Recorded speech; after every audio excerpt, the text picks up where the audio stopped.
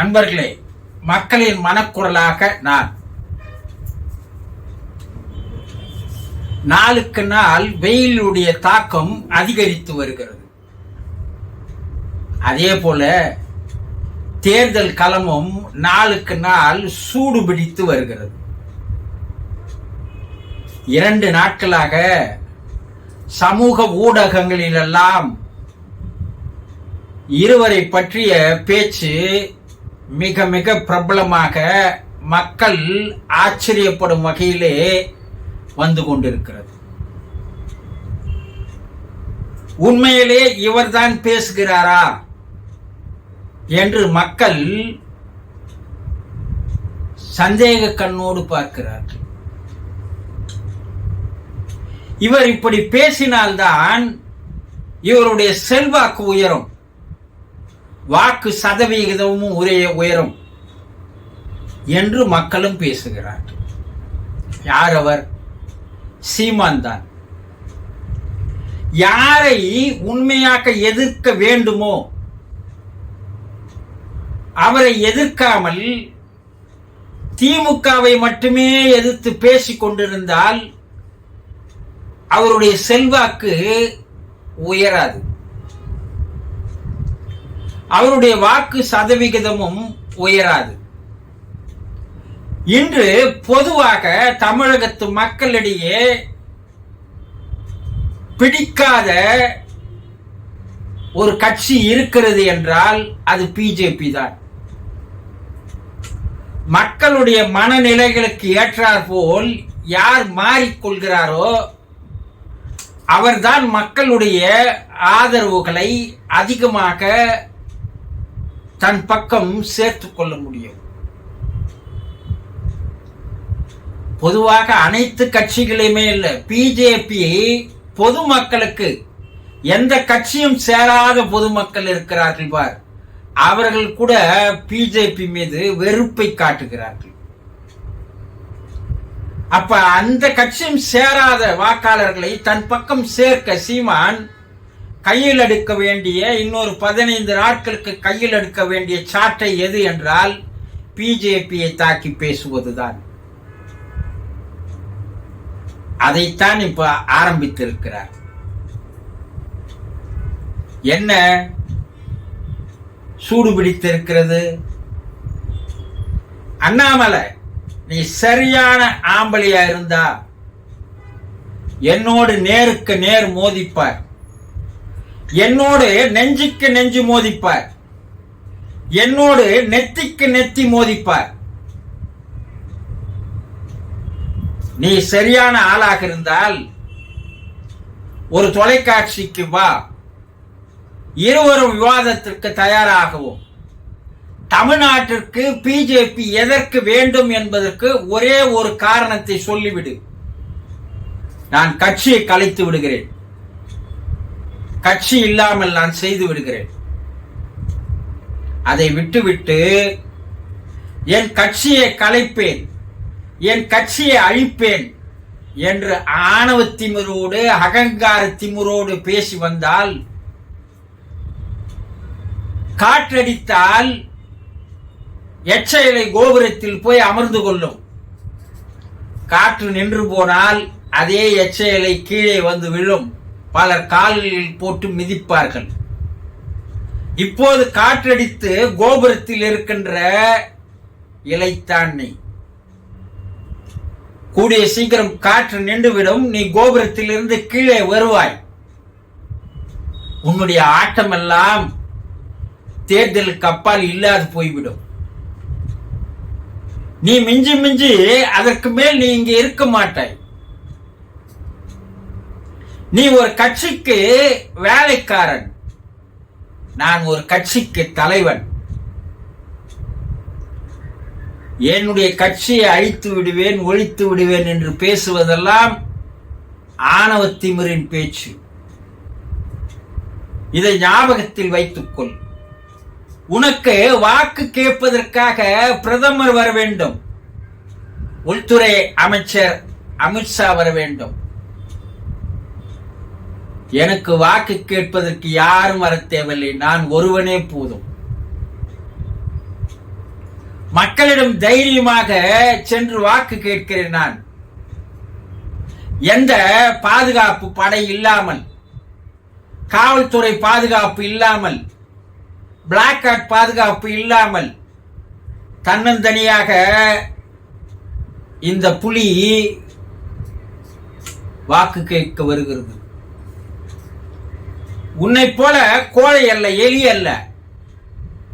Black கார்ட்ஸ்களை பக்கத்தில் வைத்துக் கொண்டு, பாதுகாப்பை வைத்துக் கொண்டு, பயந்து பயந்து கொண்டு ஊர் ஊராக போய் வாக்கு கேட்பதற்கு. அடுத்தவன் தயவில் பிழைக்க வேண்டிய நிலையில் நான் இல்லை. நீ போலீஸில் ட்ரைனிங் எடுத்திருக்கலாம். நான் புலிப்படையில் பயிற்சி பெற்றவன், ஞாபகம் வைத்துக்கொள்.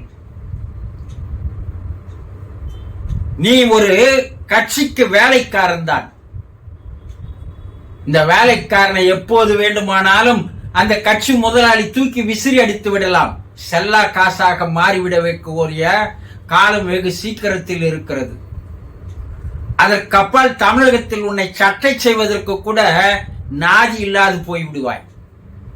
என்னுடைய கட்சி நீடித்து நிற்கும். நான் உயிரோடு இருக்கிற வரை இந்த கட்சி இருக்கும். எனக்கு பின்னாலும் என் கட்சி நிற்கும். ஜாக்கிரதையாக பேசு.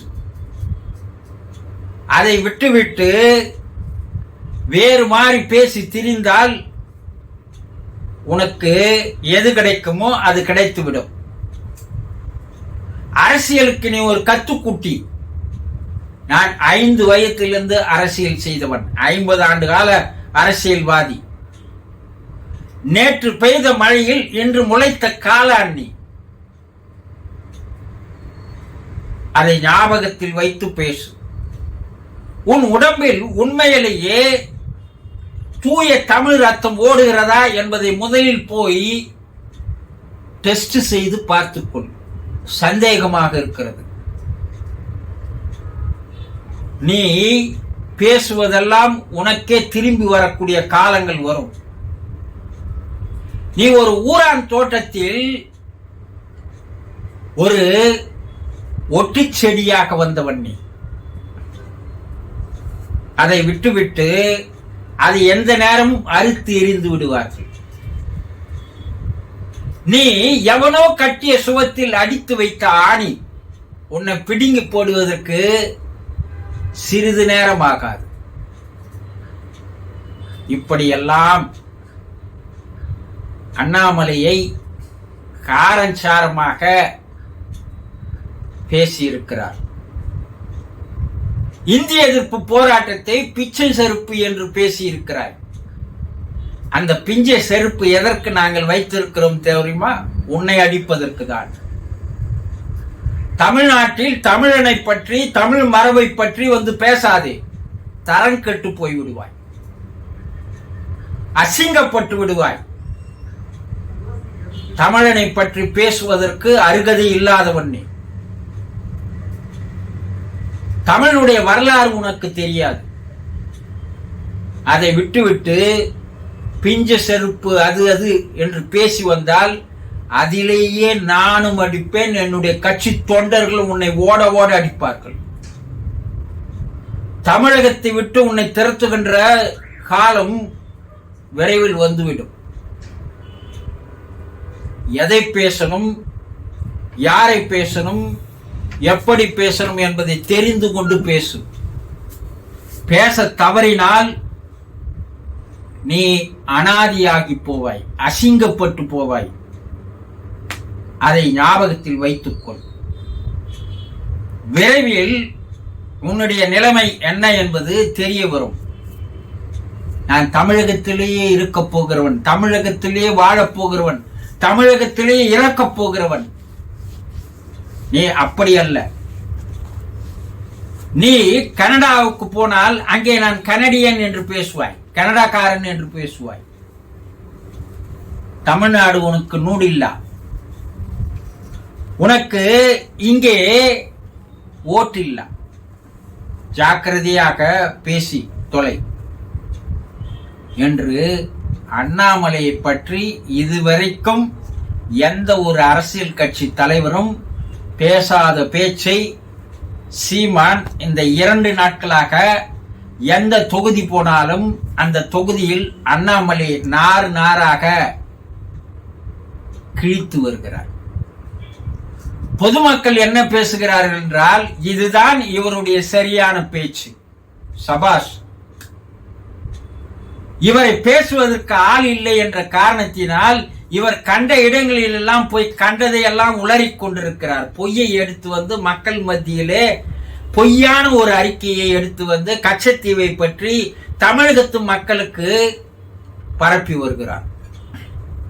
கச்சத்தீவு வரலாறே இவருக்கு தெரியாது.